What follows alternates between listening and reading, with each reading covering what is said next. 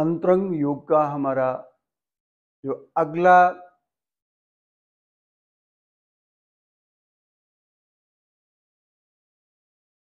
छठवां पार्ट है वह है हम कैसे अपनी हवाओं को अंदर अंदर चलाना शुरू करें। अभी हम सांस लेते हैं, सीना फूलता है, पेट फूलता है, सांस लंबी आती जाती है। अब यही सांस बाहर न चल करके अंदर चले। तो जैसे कि हमने बताया कि हमारी ये सांसों का खेल है। हमारी 10 हवाएं होती हैं। प्राणवायु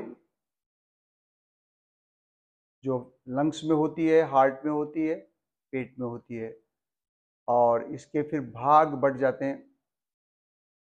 अपान वायु जो डायाफ्राम से नीचे होती है, नीचे से निकलती है, इसको अपान वायु बोलते हैं। इसमें दुर्गंध होती है। डायाफ्राम से ऊपर वाली जो होती है ये उदान वायु होती है, जो डकार में आती है। गर्दन में मुंह के ऊपर होती है, उसको ब्यान वायु बोलते हैं, जो मुहाई में आती है अंदर की तरफ से। और ऊपर की तरफ से क्रकला होती है, जो हमारे पूरे मस्तिष्क में होती है और छींक से निकलती है। ऐसे ही कूर्मा होती है, देवदत्त होती है।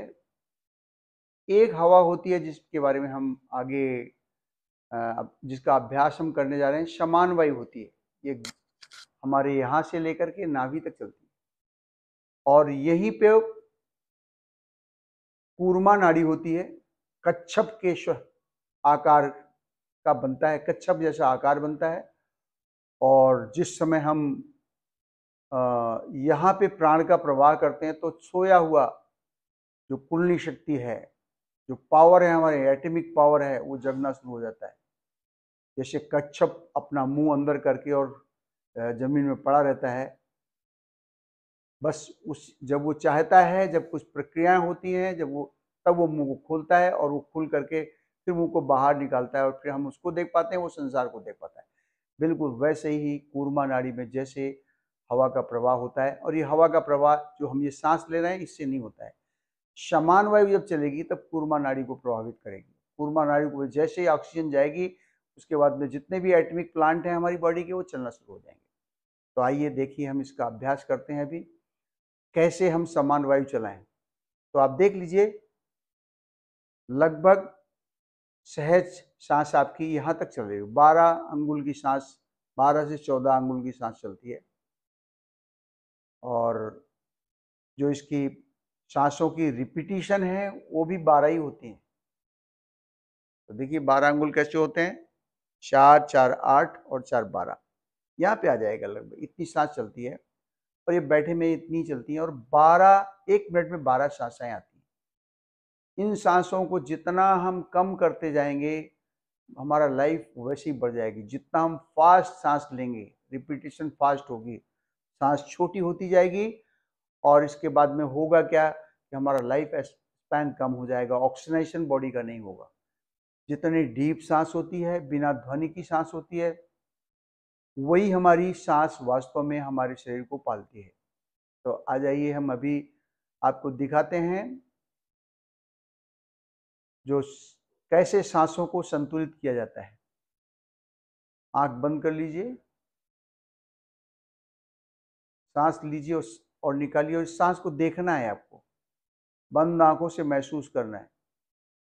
सांस आई, नोस्ट्रिल में गई, सीने में आई, और इसके बाद में पेट में आई, पेट फूला, पेल्विस दबा, सांस निकल गई, सीने में आई, बाहर हो गई, फिर नोस्ट्रिल से अंदर आई, सीना फूला, पेट फूला, फिर गई। इस अभ्यास को 5 से 10 बार देखें। आप ऐसे ही बैठे रहेंगे, फिजिकल कोई भी चेंजेस नहीं आएंगे। सोचने में सिर्फ इस सांस को हमें देखना कहाँ है, सिर्फ सीने तक देखना है। इस बार नीचे ध्यान नहीं देना है। क्रियाएं सब होती रहेंगी, हमें सिर्फ देखना है, सांस को फॉलो करना है सीने तक सिर्फ। सीना फूला, सांस निकल गई, सीना फूला, सांस निकल गई, सीना फूला, सांस गई। इसी सांस को महसूस करना है आपको नोस्ट्रिल पे, सीने तक नहीं सोचना है, सिर्फ देखना है नाक तक सांस आई तो वापस गई।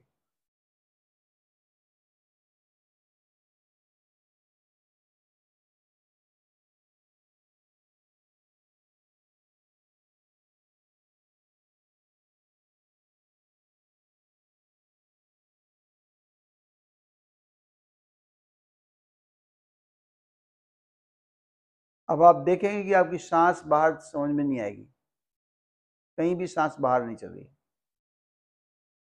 ऐसा लगेगा हम सांस ले ही नहीं रहे हैं। यही है सुषुम्ना में प्राण का प्रवाह, और यही सुषुम्ना हमारी कूर्मा नाड़ी में हवा ऑक्सीनाइज करती है, कूर्मा नाड़ी।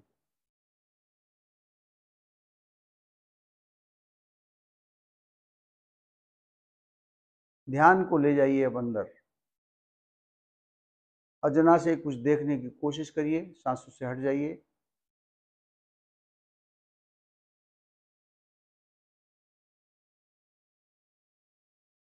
पहले अपने जैसे आपके संस्कार हैं उसके हिसाब से आपको चीजें दिखेंगी, कि मनोवृत्तियां चित्तवृत्तियां जैसी हैं वैसा कुछ दिखेगा।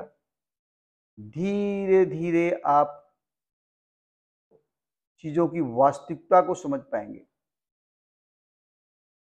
वास्तव में हमने जो परिकल्पना कर रखी है, संसार हमें वैसे ही दिखता है।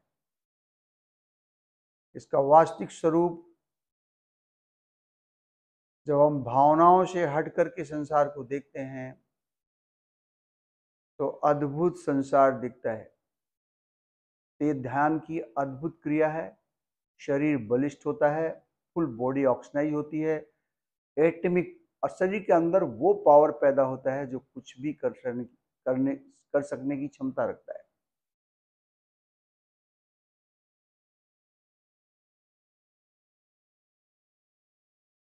और इसी से हमारा साइंटिफिक बॉडी जो विज्ञान में कोश है वो स्ट्रांग हो जाता है। ये था हमारा